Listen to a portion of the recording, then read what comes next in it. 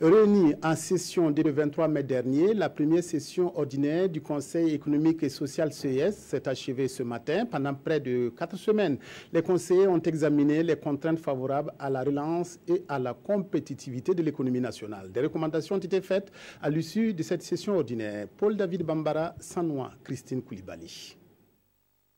4 semaines à examiner la situation économique du Burkina, notamment à disséquer les contraintes factorielles, les 90 conseillers du CES ont, au bout de leur première session ordinaire, abouti à des recommandations pour la relance économique. L'apurement de la dette intérieure et la mise en place d'un programme économique d'urgence pour soutenir les entreprises touchées par les événements sociopolitiques sont au nombre de ces recommandations. Nous avons beaucoup de personnes qui chôment parce que ces industries ne sont pas fonctionnelles.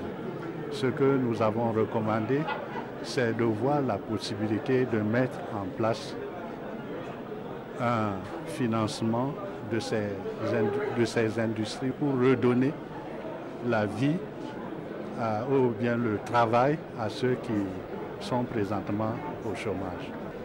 Il n'y a plus beaucoup d'investissement et l'investissement interne doit aider à remettre les choses en marche.